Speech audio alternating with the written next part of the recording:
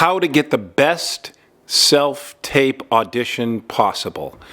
Okay, so I've talked about that a lot, and I'm going to tell you a few ways that you can get the best possible self-tape and turn it in. The competition is very stiff anymore.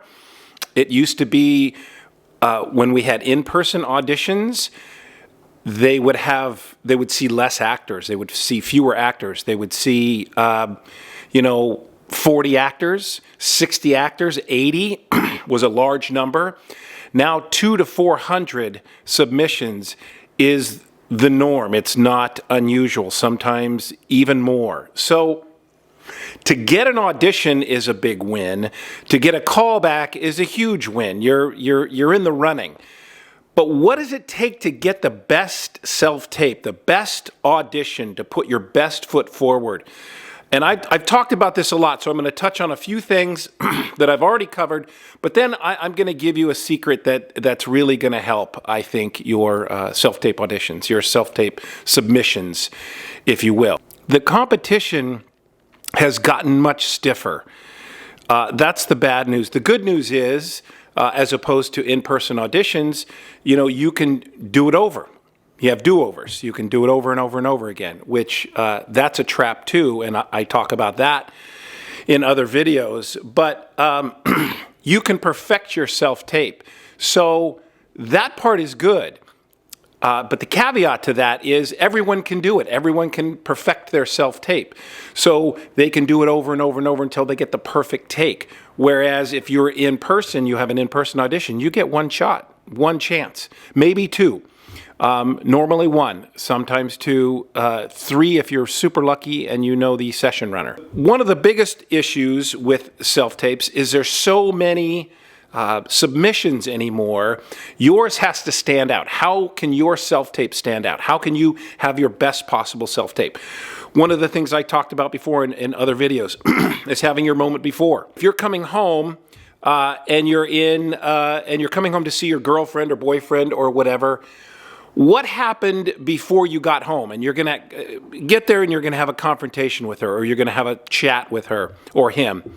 What happened before you came home? Did you come home from work? Was there traffic? Did you get in a fight with your boss? Did you have a good time? Were you with your buddies? Were you drinking? Were you not drinking? What is your state? What is your physical and emotional state before you get to your scene? When you come home, when you walk on, when you push record on your camera to record your self-tape of the scene you're doing with your husband, wife, whatever, girlfriend, boyfriend, what was your state before then? Were you angry? Were you sad? Were you happy? Were you inebriated? Have a moment before. Have a moment. Maybe you guys were texting on the phone before, and this is going to be a big confrontation, so you're already a little pissed off. Have that. Have that so when you hit record and you go off camera and you come back on, you're already there, you're already in it, you're already ready. When they see an audition, it's like they're watching a movie and they're going right into the center of it, right into the middle of it, or a TV show, they're going right into the middle. So there's no lead up to it or anything. So you have to be there. You have to be ready. Your moment before, your emotions have to be sort of bubbling up at the top. So that is, that's one of the ways to have a killer audition on tape, a killer self-tape. The other thing is preparation. Preparation, preparation, preparation. You have to be prepared. You have to know your lines inside and out. You have to memorize your dialogue and have it in your being so well that nothing can throw you. Don't do it until you get it right. Do it until you can't get it wrong. So preparation is vital. It takes the pressure off of luck. You've heard me say that 1,000 times probably. So prepare, prepare, prepare. So be super prepared. Obviously, wardrobe, lighting, all that other stuff goes into it. But having your moment before, being prepared, two vital things. Here is the killer.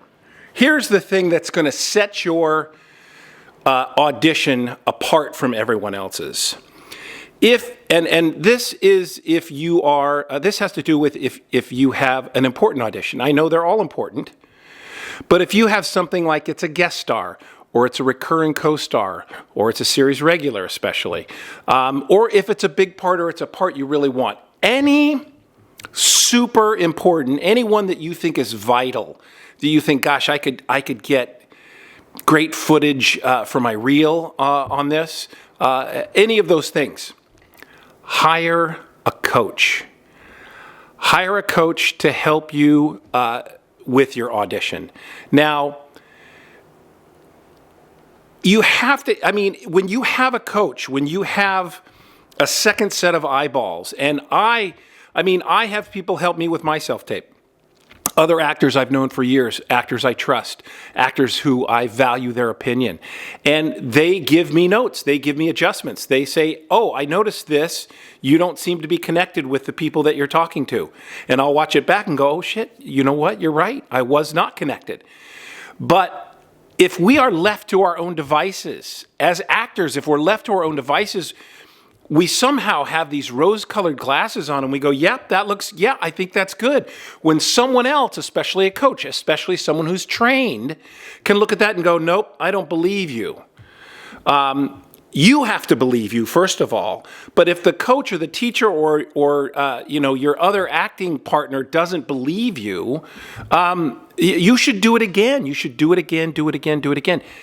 You need to put your best foot forward. You need to have the best possible self-tape you can have. Now, the caveat to that is be very careful who you listen to.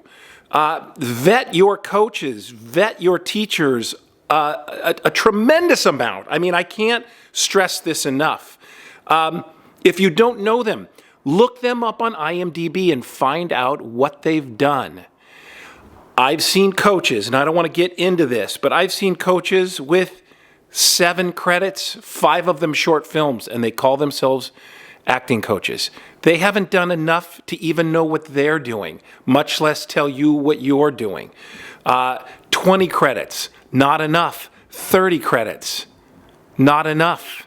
40 credits, maybe you're getting somewhere. 50, over 50, been doing it over 10 or 15 or 20 years, yes. Those people know what they're doing.